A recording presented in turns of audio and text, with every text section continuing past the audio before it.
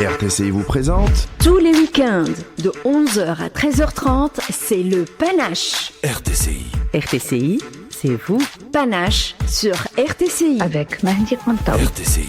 RTCI, c'est vous. Salut tout le monde, côté micro, c'est Mahdi Kantaoui. Chers auditeurs, chères auditrices, j'espère que vous allez bien. Il est très exactement 12h10 sur plateau d'RTCI. Je remercie l'équipe qui m'accompagne aujourd'hui, à savoir Kaysar Bouzriba pour sa précieuse collaboration technique et Sofiane Benjamin côté création de contenu digital. Dans le cadre de Panache, en ce samedi 22 novembre 2025, j'ai le plaisir d'interviewer un invité pour parler d'un événement, à savoir Cap sur le bien-être en entreprise, qui se tiendra le vendredi 28 novembre 2025 dans un gîte rural à Borjozir. Alors, pour en parler, donc j'ai un invité, il s'appelle Monsieur Mahdi Warsh, qui est le gérant du cabinet Sphère Grise. Bonjour Monsieur Mahdi Warsh et soyez le bienvenu parmi nous sur plateau d'RTCI. Bonjour Mahdi, donc bonjour à toutes vos auditrices et vos auditeurs et merci de m'accueillir au sein de vos locaux. Très bien. Alors avant de commencer l'interview, je tiens à informer que ce passage radio est sponsorisé par Sphère Grise. Donc Sphère Grise avant comme et avec comme partenaire Tegeri Bank, hein, c'est bien ça? Tout à fait. Très bien. Alors Sphère Grise, c'est un cabinet tunisien spécialisé dans la formation et le coaching dédié à l'efficacité individuelle, collective et organisationnelle. Donc depuis plus que 10 ans déjà. Alors Monsieur Mahdi Warsh, vous accompagnez les entreprises, les managers et les équipes à développer leurs compétences, renforcer leur leadership et améliorer leur performance. Alors vous avez des programmes de formation qui s'appuient sur les neurosciences, l'intelligence émotionnelle et les meilleures pratiques managériales pour offrir justement des outils concrets et immédiatement applicables. Alors, qu'est-ce qui vous a motivé d'organiser l'événement Cap sur le bien-être en entreprise ? Alors en fait, au bout d'un certain nombre d'années, on fait parfois le bilan. Alors c'est pas forcément la crise de la quarantaine ou de la cinquantaine, mais professionnellement, on dit bon finalement, qu'est-ce que je fais ? Qu'est-ce que je fais professionnellement ? Quelle est la finalité de ce que je fais ? D'accord. Alors le fond, il change pas, mais la forme change. Alors ça peut être à travers des formations, du conseil, du coaching, comme vous l'avez si bien dit il y a juste avant. D'accord. Et en prenant de la hauteur, en m'arrêtant un instant, je me suis dit en fait, ce que je propose, c'est de l'efficacité. Oui. Alors j'aime bien ce terme parce que derrière efficacité, on peut mettre ce qu'on veut. Et en l'occurrence, on peut y mettre le bien-être et le bien-être en entreprise. Voilà. C'est très important le bien-être aujourd'hui, hein, surtout avec le stress. Exactement. Et puis ça va tellement vite que les gens ne sont pas, déjà ils sont pas assez gentils avec eux-mêmes. Ils prennent pas le temps justement de réfléchir sur leur propre bien-être. Ils se rendent même pas compte. Hein. Exactement. Les difficultés de la vie, que ce soit la vie personnelle ou au travail, ils trouvent ça normal. L'environnement est difficile et ils essaient d'avancer malgré ces contraintes et ces difficultés. Très bien. Alors comment on peut définir le bien-être durable au travail et pourquoi est-il devenu un enjeu stratégique pour les organisations ? Alors c'est une question. En fait, je ne sais pas s'il y a vraiment une définition précise. Et ce que je pourrais dire, c'est que le bien-être au travail, en fait, la toile de fond, ce sont les valeurs. Oui. Si on arrive à faire vivre ces valeurs, les valeurs fondamentales, dans son environnement privé, personnel et son environnement professionnel, a priori, le bien-être sera là. Mais si on évolue dans un environnement professionnel où, justement, cet environnement nous empêche de faire vivre ces valeurs profondes, parasite, sabote ces valeurs, on va sentir un mal-être. On va pas forcément savoir pourquoi, mais ce mal-être sera présent. Et en fait, tout le reste, quand on parle de bienveillance, quand on parle de motivation, quand on parle d'énergie, quand on parle d'ambition, en fait, ce ne sont que des résultantes de ces valeurs, en fait. D'accord. Voilà. Très bien. Alors, en quoi la qualité de vie au travail peut-elle véritablement améliorer la performance individuelle et collective ? Alors, il y a un petit biais dans ma réponse, parce que comme je suis neuropraticien, je vais ramener ça au cerveau. Oui. En fait, quand on évolue dans un environnement où on se sent bien, le cerveau va être super performant, on va actionner les bons circuits neuronaux, et les circuits neuronaux qui parasitent un petit peu nos décisions, nos actions, en fait, on va les mettre à côté, en fait, on va les endormir, si vous voulez, ou les inhiber, voilà. Oui, parce que ça se passe toujours par la tête, hein. On connaît encore rien du cerveau, mais déjà ce qu'on est, c'est énorme. Oui, c'est énorme. C'est impressionnant. Oui, il y a tout à faire encore. Absolument. Alors, quel rôle jouent aujourd'hui les dirigeants et chefs d'entreprise dans la transformation des pratiques liées au bien-être ? Bah, comme toujours, hein, ils doivent être des exemples. S'ils montrent pas le chemin, le reste du train, c'est-à-dire les wagons, ne vont pas suivre. Oui. Donc, parfois, ils savent pas par quel bout commencer. Parfois, ils mettent des choses en place et puis ils sont maladroits. Mais quand l'intention est là, les collaborateurs, l'organisation en règle générale, suit et pardonne finalement les petites erreurs s'il y en a. Voilà. Très bien. Alors, Monsieur Mahdi Warsh, à Sphère Grise, vous proposez également un accompagnement personnalisé en coaching destiné aussi bien aux dirigeants qu'aux équipes pour les aider à dépasser leur blocage, gagner en clarté et atteindre leur objectif avec une approche pragmatique, humaine et orientée. Donc orienté résultat. Sphère Grise se positionne aujourd'hui comme un partenaire de confiance pour toutes les organisations qui veulent progresser durablement avec en partenaire TGL Bank. C'est bien ça, hein? Alors sur cet événement, le cap sur le bien-être en entreprise, oui. On a la chance et l'honneur d'être justement soutenu par TGL Bank parce oui. qu'ils sont vraiment impliqués justement dans le bien-être en entreprise et c'est vraiment une stratégie pour eux parce qu'ils ont compris que derrière ça, il y a la performance et l'efficacité. Je reviens toujours à l'efficacité, vous me pardonnerez. C'est clair. Alors, quelles sont les attentes principales des participants à cet événement, qu'ils soient des DRH, donc directeurs de ressources humaines, des managers, ou bien des responsables de qualité de vie au travail? Alors, il y a eu plusieurs demandes ou plusieurs attentes, on va dire. Donc, il y a des personnes, des cadres d'entreprise qui ont besoin de structurer un petit peu les choses, de voir un petit peu c'est quoi le bien-être en entreprise, qu'est-ce qu'on peut faire. Il y en a d'autres aussi qui connaissent déjà ça, mais ils ont besoin de ressortir avec des vrais outils, des méthodes qui sont pragmatiques et opérationnelles, c'est-à-dire qu'ils peuvent vraiment utiliser dans leur environnement, pour eux-mêmes, mais aussi pour leurs équipes. Très bien. Alors, pouvez-vous nous donner un aperçu des conférences inspirantes prévues et les thématiques phares qui seront abordées? Alors, il y aura 6 conférences et 4 ateliers. Alors, il y aura deux universitaires parce que je voulais vraiment qu'il y ait un bloc, une assise académique. Oui. Ce sont en plus des chercheurs dans les RH et dans le marketing. D'accord. Il y aura des ateliers qui seront assurés par des formateurs coachs. Nous aurons aussi une nutritionniste parce que ce qu'on mange est très important pour le bien-être. Oui. Nous aurons aussi une kinésithérapeute qui fera faire des petits mouvements. Alors, je ne connais pas les détails, mais les participants vont être obligés de bouger. Oui. Nous aurons aussi deux témoignages. Donc, je voulais qu'il y ait un témoignage de l'entreprise. Donc, ça, c'est classique. Mais aussi, un médecin qui vient du monde de l'hôpital. Et elle nous expliquera justement comment, avec des ressources limitées, on arrive quand même à travailler sur le bien-être, pas des patients, ça c'est normal, mais du personnel soignant. Ça, c'est important. Et il y a des passerelles à faire, en fait. Très bien. Et les universités, c'est des universités publiques ou privées? Non, c'est public. C'est l'ISG. Oui, l'Institut supérieur de gestion de Tunis. Donc on a Lamia et l'Assad qui vont intervenir.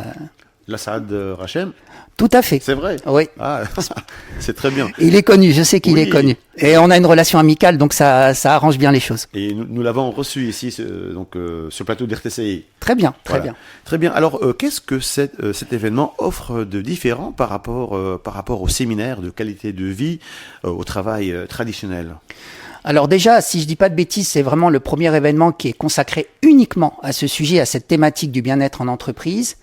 Et il faut dire que durant toute la journée, il y aura 10 intervenants différents parce que j'ai agrégé derrière moi 10 personnes qui n'ont pas le même profil que moi, qui n'ont pas les mêmes spécialités, le même domaine d'expertise, pour qu'il y ait vraiment une complémentarité.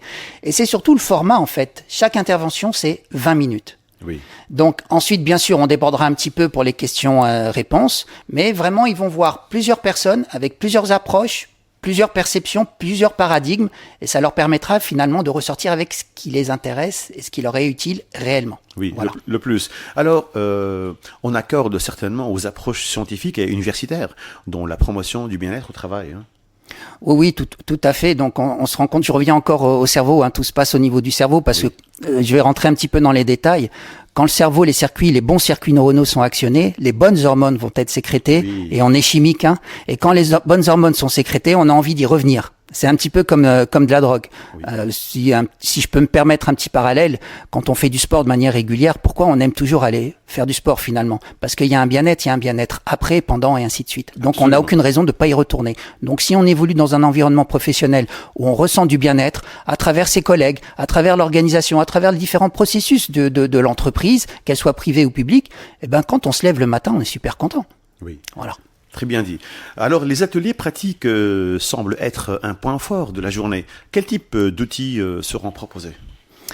Alors, il y aura des mouvements qui seront faits grâce à notre kiné de l'équipe, Oui. des mouvements qui pourront justement permettre à chacun de recouvrer de l'énergie, Oui. à se sentir mieux dans son corps, et ce sont des mouvements qui pourront refaire au bureau. Une simple chaise suffira. Oui. Me concernant moi, je vais leur expliquer un petit peu comment justement aborder les grosses difficultés, les contraintes ou même les catastrophes qui peuvent arriver dans son environnement professionnel. Et je leur ferai faire aussi un mouvement pour qu'ils vivent sur le plan physique et émotionnel ce qu'est justement traverser la tempête en fait. Voilà. Alors, ça va devenir une habitude par la suite. Hein? Oui, on va alors ritualiser, je sais pas si c'est le bon terme, mais on va le faire au moins une fois par an. Alors, vu l'enthousiasme qu'on a rencontré vis-à-vis, enfin, quand on a commencé à discuter surtout les DRH et les cadres d'entreprise, en fait, on se demande si on va pas le faire 2 fois. D'accord. Reproduire celui-là une 2e fois et chaque année changer de thématique. Oui, c'est super. Alors, comment ces outils pourront-ils être mobilisés concrètement dès le lendemain dans les entreprises participantes? Alors, les conférences, on va transmettre des méthodes, des informations, et les ateliers, ils vont vivre, ils vont expérimenter les outils. D'accord. Donc le fait de l'expérimenter, donc ils vont mieux le comprendre et à ce moment-là, ils pourront le reproduire s'ils pensent que c'est utile pour eux. S'ils pensent que pour eux c'est bon, tant mieux, mais ils pourront le reproduire aussi pour leurs collaborateurs et leurs collègues, hein, et par extension la famille aussi. Voilà, parce que la question me traverse l'esprit. J'aimerais bien savoir, est-ce que vous avez identifié des freins fréquents dans les organisations lorsqu'il s'agit d'améliorer la qualité de vie au travail? Moi, j'ai pas vu personnellement de frein. Alors, il y a une différence entre oui, il faut le faire et est-ce qu'on le fait réellement? Oui. Ça, c'est déjà une chose. D'accord. Il y a aussi parfois des personnes qui sont vraiment convaincues, mais ils ont l'impression d'être seuls dans l'organisation et finissent par perdre en motivation et en énergie. Et puis, ils désespèrent, ils laissent tomber. Mais globalement, quand on parle bien-être, tout le monde est d'accord. Oui, bien sûr. Tout le monde est d'accord. Surtout quand on comprend que le bien-être est lié à la performance. Ah oui. Mais après, est-ce qu'on a les ressources? Donc, je reviens un petit peu au témoignage que nous aurons dans l'hôpital. Il n'y a pas de ressources ou très peu en fait, pour le bien-être du personnel soignant. Mais je vous assure, hein, avec de l'ingéniosité, 2-3 cailloux, on se débrouille et on fait quelque chose. Voilà. Très bien. Alors, on peut dépasser ces résistances internes et engager durablement les collaborateurs? Oui, bien sûr, quand tout le monde comprend. Alors, bien sûr, quand il y a un changement dans une organisation, quelle qu'elle soit, on a des gens qui vont adhérer tout de suite. Il y a des gens qui vont être critiques. À la limite, il faut juste discuter avec eux. Il y a des gens qui vont être contre parce que pour des raisons internes, il faudra essayer de savoir comment justement débloquer ça. Et puis, il y a des gens aussi qui sont toujours contre quoi qu'on propose. Mais bon, il faut faire avec. Ça, c'est vraiment de la sociologie de base. Il faut faire face à ces résistances. Hein. À partir du moment où on fait comprendre à chacun, quel que soit son niveau hiérarchique, qui gagnera à ce bien-être en entreprise, à ce moment-là, il n'a aucune raison de ne pas adhérer au process. Voilà. Très bien. Je tiens à rappeler que notre passage radio est sponsorisé par Sphère Grise. Alors, quel est l'impact du cadre choisi, donc un gîte rural, sur la dynamique de réflexion et de déconnexion professionnelle? Alors, ça aurait pu être la montagne, ça aurait pu être la plage, ça aurait pu être la forêt. En fait, tous les endroits où nous, personnellement, quand on y va, on décompresse en fait. On se sent bien, on a l'impression de respirer de l'air, surtout quand on vit au centre-ville ou en ville, de l'air pur et ainsi de suite. Donc le gîte rural, il est pas loin de Tunis. On arrive là-bas, et déjà on pose le décor. Oui. On arrive là-bas, les gens vont commencer à se détendre, ils vont commencer justement à ressentir du bien-être. Exactement. Oui, très bien dit. Alors, à quel point les échanges informels et le networking contribuent-ils à la réussite d'un tel événement? Déjà, les participants vont se réunir autour d'une thématique commune. Oui. Déjà, ils sont là pour la même raison. Absolument. Alors, ils n'ont pas forcément la même approche, mais il y a ce socle commun. Et puis, c'est vraiment l'occasion de rencontrer des gens qu'on n'a pas du tout l'occasion de rencontrer dans d'autres circonstances. Parce que très souvent, quand il y a des événements, c'est sur un marché particulier, sur un business particulier. Or là, on a tout type de participants, du public, du privé, et ainsi de suite. Et quel serait le rôle des DRH dans l'ancrage des nouvelles pratiques de la qualité de vie au travail? Alors, déjà, les DRH, c'est vrai que les pauvres, on leur met beaucoup de responsabilités. Vrai, hein. Moi, ce que je dis souvent, et c'est pareil pour le marketing, je pense que tout le monde, quel que soit son poste dans l'entreprise, doit être formé un minimum aux ressources humaines Oui. et au marketing. Et à partir de là, ça permet de faciliter les choses. Maintenant, le DRH, si on lui donne carte blanche et on lui donne les ressources justement pour mettre ça en place, il n'y a aucune raison Il de... sera partant, bien sûr, et il fera le travail super Oui, bien en fait. Absolument. Voilà. Alors, comment les entreprises publiques et privées peuvent-elles collaborer et s'inspirer mutuellement en matière de bien-être au travail? Alors, collaborer, c'est quand même un terme fort. Parce que peut-être on pense pas pareil. Hein. Oh, voilà, ah oui.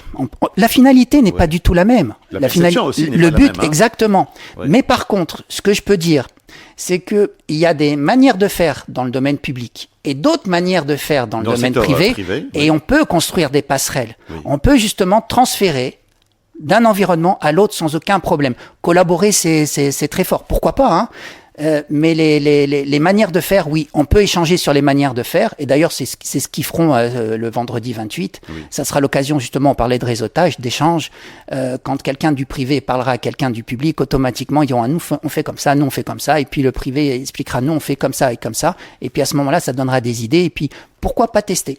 Oui. Ok, il y a de bonnes choses dans un domaine comme dans l'autre. C'est sûr. Voilà. Alors, qu'en est-il des jeunes salariés et les nouvelles générations?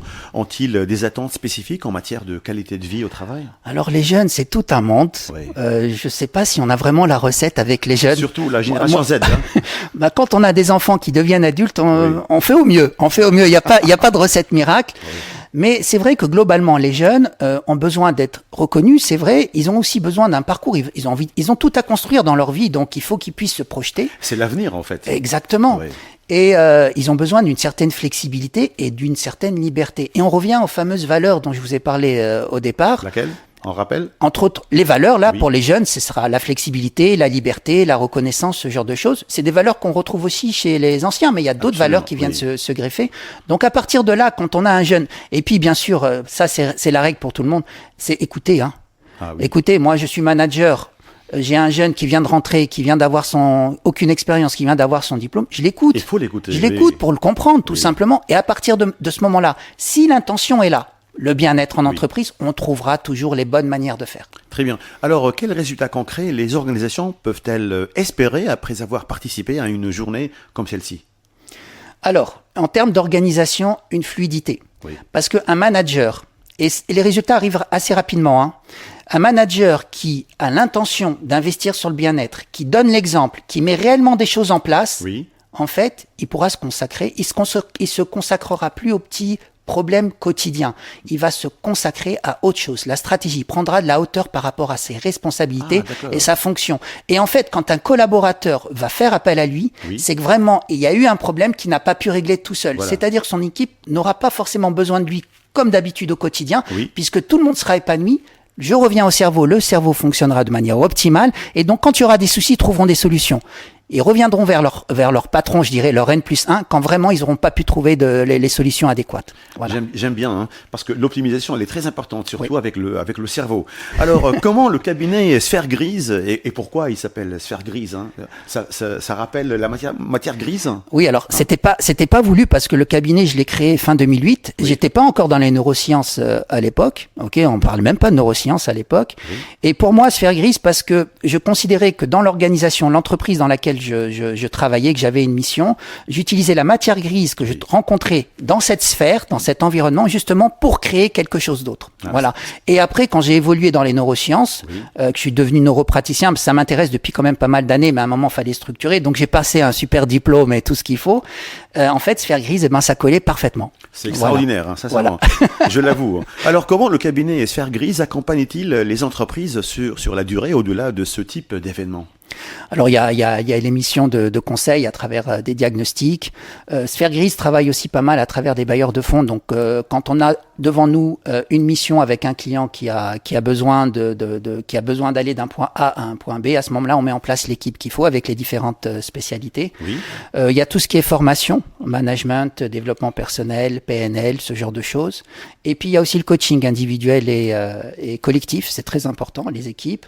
Et il y a aussi comment mettre en place la ritualisation de certaines choses. Il y a aussi les conférences. Voilà. À titre personnel, je suis auteur aussi, D'accord. donc ça peut Auteur. intéresser. Voilà. Je suis venu il y a quelques années parler de mon d'accord. livre sur RTCI. Ah, très voilà. bien. C'est pas Voilà. votre premier passage alors? Non, sur RTCI, c'est mon deuxième ou troisième. Oui, tout à fait. Ouais, ouais. Très bien. Alors, quel message final souhaitez-vous adresser aux dirigeants encore hésitants à investir dans la qualité de vie au travail? Alors, en une phrase, investissez dans le bien-être de vos équipes, de votre organisation et ça Dans le capital humain. Dans le capital humain, oui, le fameux capital humain. Assurez-vous que tout le monde est heureux de travailler dans votre organisation et ça vous libérera du temps et de l'énergie. Et le temps, c'est la ressource la plus rare. Vous savez, moi, j'ai étudié au campus et j'avais un prof de marketing dans l'amphi. Ah, voilà, Almanar là-bas. Oui, bien sûr. Et j'avais un prof de marketing, c'est une anecdote que je raconte souvent. Alors, c'est le marketing et puis il y avait tout l'amphi. D'accord. Et il nous dit, vous connaissez la ressource la plus rare sur Terre? Alors tout le monde y va, oui, le pétrole, l'or, l'eau, tout ce que vous voulez. Il nous regarde et il nous dit, avec un petit rictus, il nous dit, ah non, c'est le temps. Parce qu'en fait, quel que soit l'endroit dans le monde, on a tous 24 heures. Mais ce qui fait la différence, c'est comment on va utiliser ces 24 heures. Bien vu et bien, très bien dit. Très bien. Alors, un message positif pour finir en beauté. Ben, soyez gentil avec vous-même. Oui. Faites attention à votre bien-être, en premier. Et puis regardez le bien-être dans votre environnement, qu'il soit familial, amical ou professionnel, et ça vous permettra justement d'envoyer des bonnes ondes, des ondes positives qui vont nourrir tout le monde. Et puis comme on a un temps déterminé sur Terre, ça vous permettra de laisser de belles traces sur cette planète. Voilà. C'est beau et c'est... Petit moment philosophique. Ah oui, c'est super, j'apprécie vraiment. Merci. Alors, je tiens à rappeler que ce passage radio est sponsorisé par Sphère Grise et avec comme partenaire Etijari Bank. Très bien, donc l'interview touche à sa fin. Merci Monsieur Mehdi Warsh. Je vous rappelle que mon invité était Monsieur Mehdi Warsh, qui est le gérant du cabinet Sphère Grise. Monsieur Mehdi Warsh, merci pour ce bel échange par rapport à l'événement Cap sur le bien-être en entreprise qui se tiendra le vendredi 28 novembre 2025 dans un gîte rural à Bojlozir. Je remercie l'équipe qui m'accompagne aujourd'hui, à savoir Kaiser Bouzriba pour sa précieuse collaboration technique et Sofiane Benjima côté réalisation web et côté micro. C'était là Mehdi Kantaoui. Chers auditeurs, on reprend avec la musique dans le cadre de Panache.